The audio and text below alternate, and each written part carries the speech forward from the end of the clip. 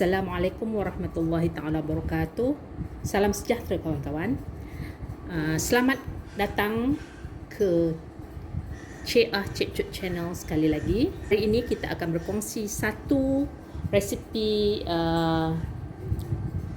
tradisional orang Melayu ataupun Malay cuisine yang amat digemari ramai sehingga kini. Dan resipi ini adalah resipi warisan daripada keluarga saya. Kata orang Perak, lemun saja. Maknanya dia ni nampak betul-betul gebu dan menarik lah ya. Ya. Jadi untuk tidak melengahkan masa, jom kita lihat apakah bahan-bahan yang diperlukan dan cara-cara membuatnya ya.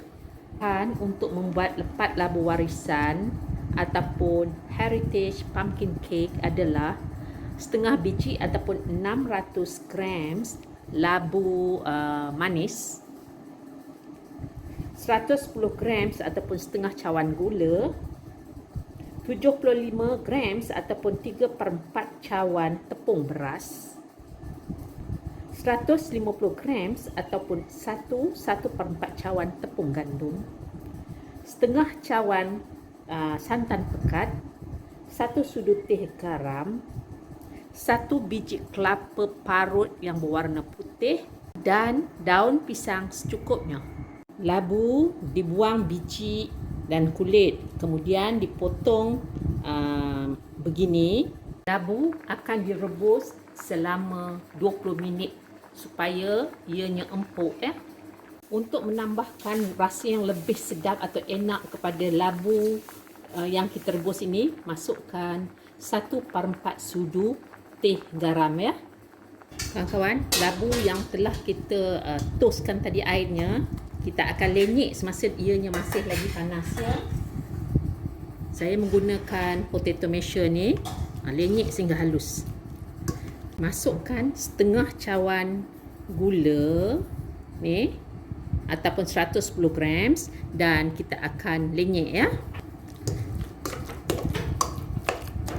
Setelah labu dan gula hancur, kita biarkan ia sejuk dahulu ya. Daun pisang pula kita akan basuh bersih-bersih begini. Lepas tu toastkan supaya ianya kering kan. Macam daun pisang ini akan kita layur di atas api supaya ianya menjadi lembut, dengan tujuan supaya mudah untuk kita membungkus lepat labu ya. Dan ulang-ulanglah buat begini sehingga semuanya habis ya. Setelah labu yang kita lenyek itu sejuk, kita masukkan 1/4 cawan ataupun 150 grams tepung gandum. Ya, masukkan setengah dulu. 75 grams ataupun 3/4 cawan tepung beras. Dan kita gaul ya. Masukkan setengah cawan santan. Santan saya ni saya telah masukkan dalam peti sejuk sebab kita punya persiapan kita ni memakan masa sikit tadi kan. Jadi dia sedikit sejuk lah. Okay. Dan bubuh semua sekali tepung gandum kita ya. Dan juga kita punya santan. Dan kita gaul adunan ini sehingga semuanya sebati. Masukkan setengah cawan air ya.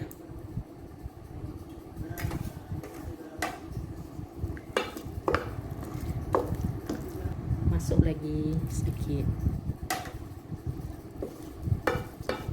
Dan ni macam ni lah dia punya kepekatan atau tekstur dia ya. Okey, campurkan dengan setengah sudu teh garam. Sebab apa? Kita buat inti kelapa kita ni sedikit masin supaya dia akan menjadi seimbang apabila kita makan bersama-sama dengan adunan labu yang manis tadi tu ya. Kawan-kawan, kita akan campurkan lagi 4 biji kelapa ya. Okey. Dan gaullah sehingga semuanya rata. Sebab kita nak bubuh inti lebih banyak lah di dalam kita punya kuih tu ya. Jadi keseluruhan kelapa parut yang kita telah gunakan untuk resipi ini adalah sebanyak 3/4 biji. Ini adalah daun pisang yang telah kita layur tadi. Ini bahagian yang macam ni, nampak barisan-barisan ni adalah bahagian yang akan kita letak sebelah bawah ya, macam ni ya. Besar daun pisang ni ikut kesesuaian kawan-kawan lah ya. Ambil 2 sudu makan ya. Saya bubuh ini 1 dan lagi 1. Okey, buat macam tu. Ambil kelapa, bubuh inti dia. Sebab kita nak inti yang banyak, bubuhlah 2 sudu. Okay. Ikut kesesuaian lah ya. Selepas tu, bahagian yang paling hampir dengan kita ni, kita bawa pergi ke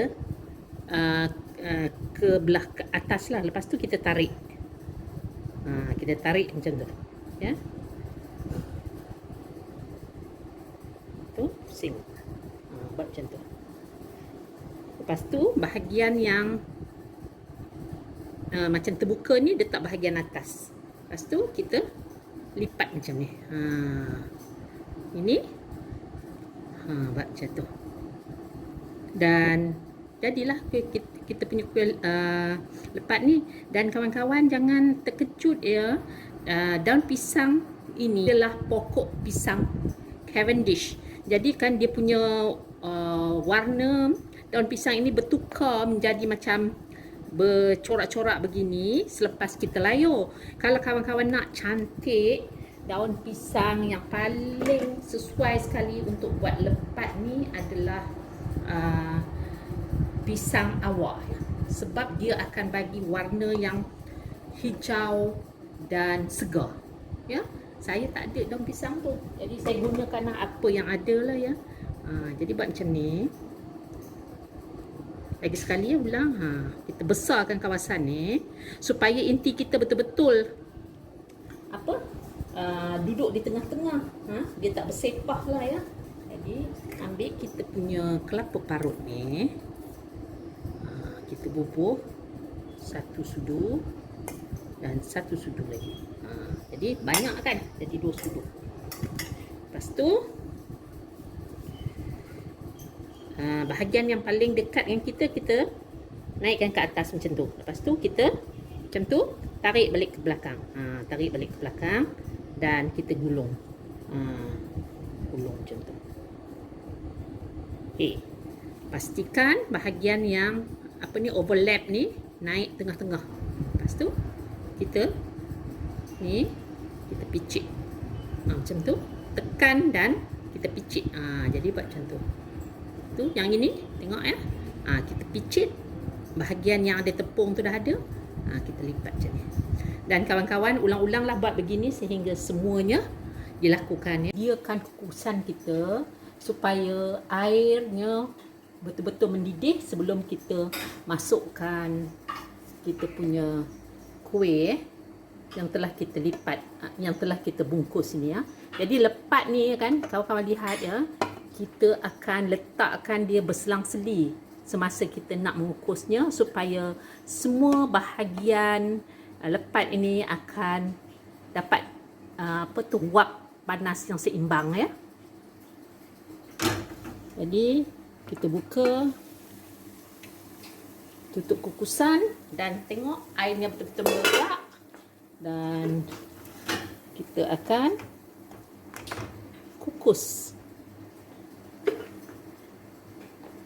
menggunakan api yang sedang ya, selama lebih kurang 20 minit ya. Alhamdulillah, inilah hasil lepat labu warisan yang telah dikukus. Ia menghasilkan sebanyak 20 ketul lepat labu warisan. Dan saya telah redaikan dia di atas metal rack ni, ataupun anginkan dia begini supaya dia tidak berkuap ya. Jadi mari kita lihat bagaimanakah hasilnya ya. Kita boleh lihat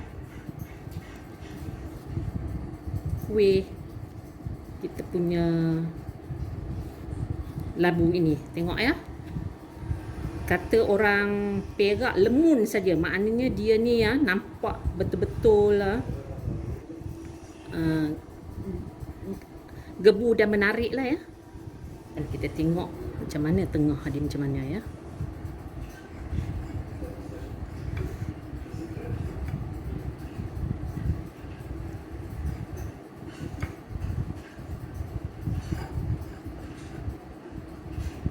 Okey.